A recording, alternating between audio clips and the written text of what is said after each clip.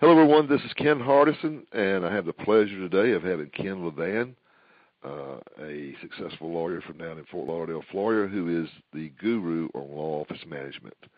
And I got Ken to take some time from his busy schedule today to talk to us about the three keys to being successful and effective in managing your law firm.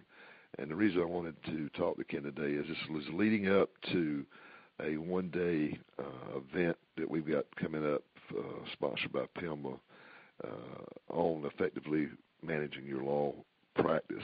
And we'll get to that more, but first I want to give you some great content.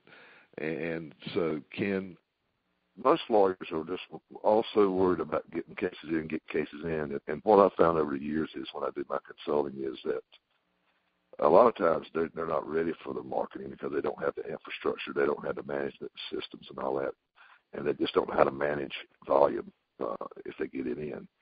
And so a couple of questions I wanted to ask you today about effectively and successfully managing your law firm. I mean, if you had to sum it all up, what are like the three main keys, the three main deals that every lawyer should be looking at to be able to successfully and effectively manage their law firm? Yeah, that's a great question. There are so many different things we all have to look at for managing our law firms. And but if I had to put three down on paper to say, okay, this is a really important starting point, I would say number one, strong HR policies.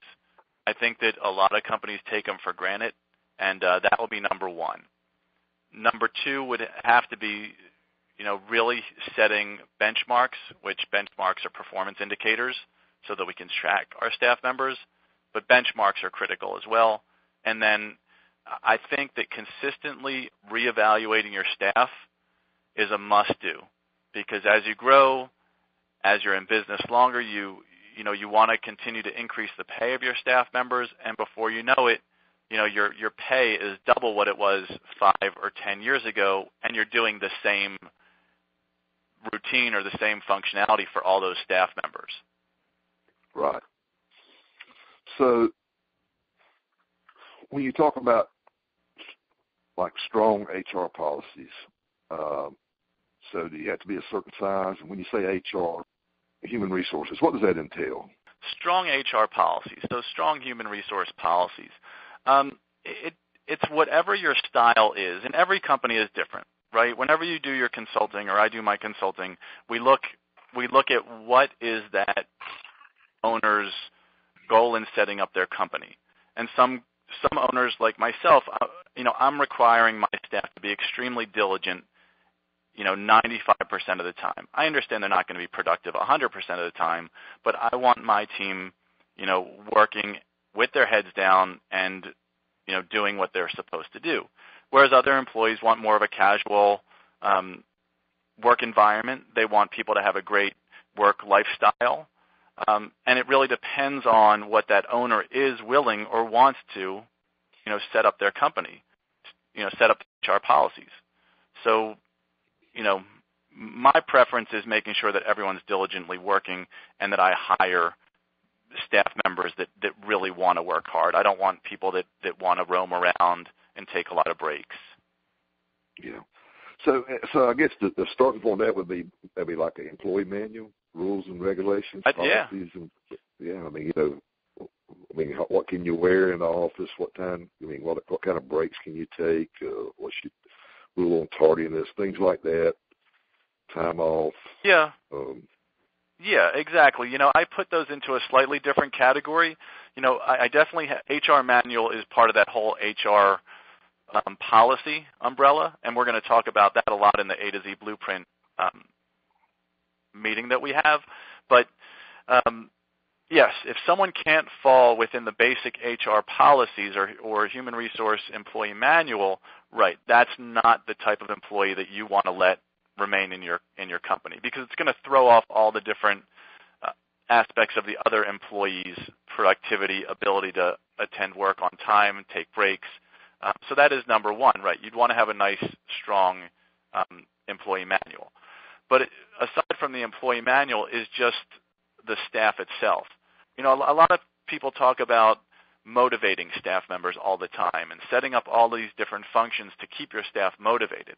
I think the flip side is really, how do I hire self-motivated people that are not going to want to take a lot of breaks, that are going to be able to, stay within that employee manual and really produce.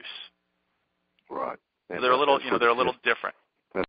That's where testing really comes into play, I would think. Yeah, I think testing is good. Interview days where they work a little bit, you give them a project to take home, see how much they want the job. Yeah. Before you start them in. And when you talk about, okay, so, and I get that, and I agree with you wholeheartedly. So when you say setting benchmarks, I guess, what I've always read and been told and believe in is, if you can't measure it, you can't manage it. You're talking about when you say setting benchmarks? Yeah, benchmarks. So I think that's exactly how I think of benchmarks. I think of benchmarks as performance indicators that allow us as business owners or managers to track the performance of the company. And, the company would include everyone within the company. So, right. We might track overall revenue benchmarks. We might track 1 hour of one person's time as a benchmark. But with respect to benchmarks, it's not just about throwing in random benchmarks. You have to be able to pick the right benchmarks. Because if you're underestimating benchmarks and you have a staff that's not significantly motivated, well, then they're going to hit those benchmarks and you're going to be happy with the benchmarks you set because everyone's always hitting them, but the benchmarks aren't great benchmarks.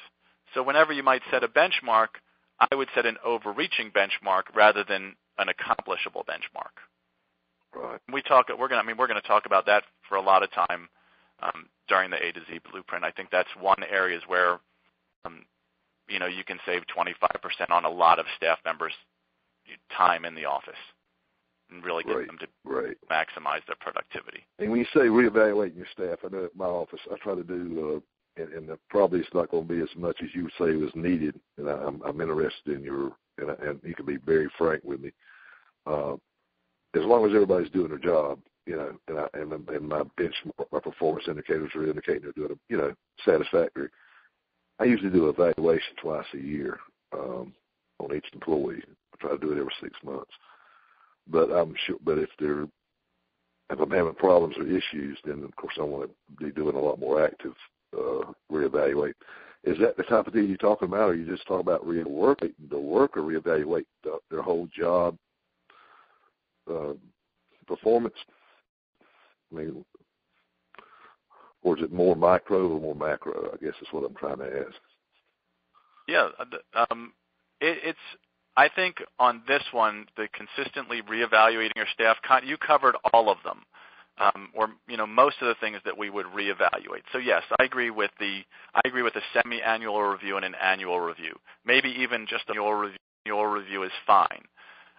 Right. But depending on the positions that we have, like our case developers are getting evaluated every week based on certain benchmarks that we have in place. We're going to cover a lot of those in the A to Z blueprint as well, like how to easily do a week-to-week benchmarking process, right, and put some sort of system in place.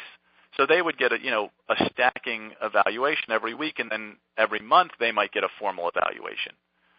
And then not only are we going to evaluate that employee, but we also evaluate the position that the employee holds. So we might add 20 new types of positions a year, and we might eliminate 20 different positions a year. But unless we continuously evaluate our procedures, we can't become more efficient, and we can't sustain the growth or the competitiveness in the industry, on a yearly basis. Because every year the legal field gets more competitive, Social Security, PI, and you have to figure out what's the best take as much money out of your company, or use that money to expand your company. And if you're not getting the most out of your employees and reevaluating positions, then you're leaving a lot of money on the table. Yeah. My dad always used to tell me it's not what you keep, it's what you keep. So I mean, it's not what you gross, it's what you net. And what I've seen over the years, ever since I've been practicing, the two biggest costs is employee and marketing costs. If you're a market, if not the number one is always employees, and then number two would be marketing. If you've got a budget for marketing, so cut those two things and get them efficient. Yeah, I think you're way ahead of the game. Yeah, I think you're absolutely right. You're absolutely right. And I've heard you talk before, and you say you can't do everything, so you got to pick out the big deals. And the two biggest ones is your marketing budget, make sure you get a good return on your investment, but also your employees, make sure you get a good return on investment on them.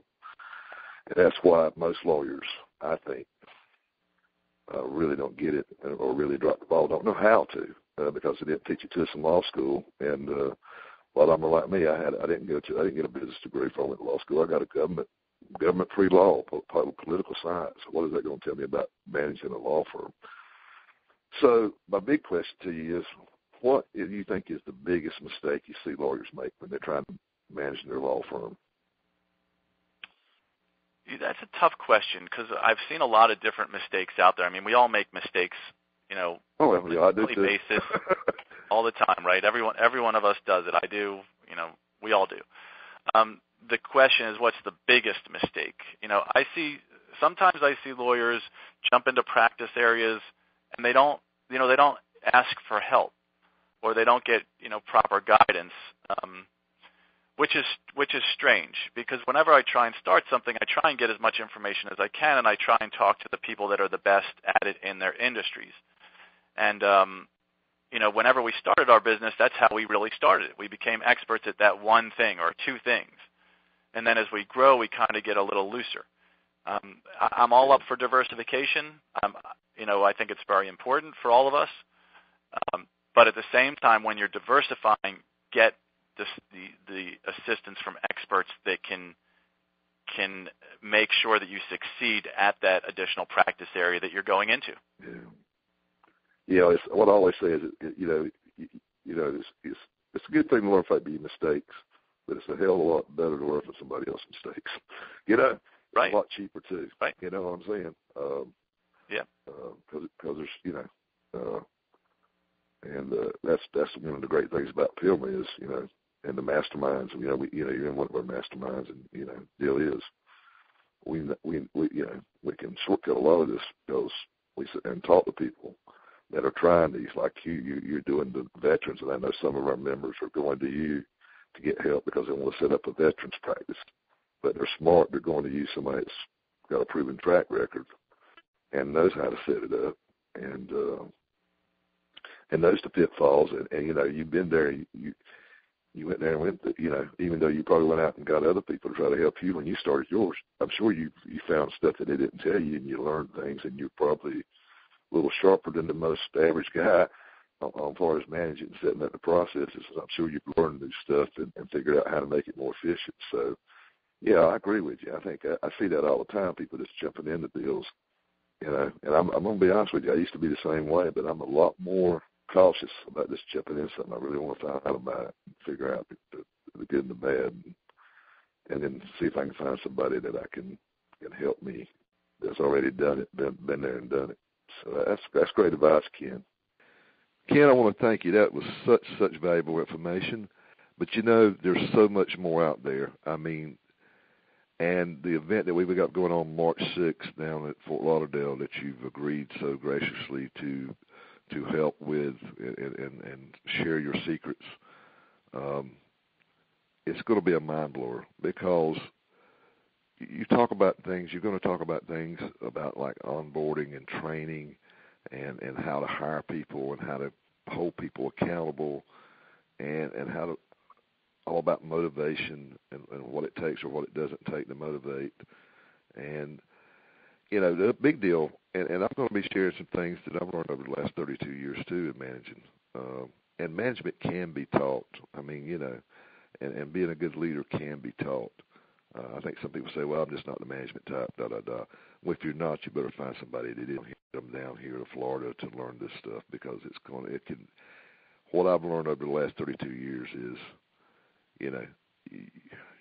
really when it all comes down to you can't do it so much. It's the people you surround yourself with and how you manage them and how you lead them.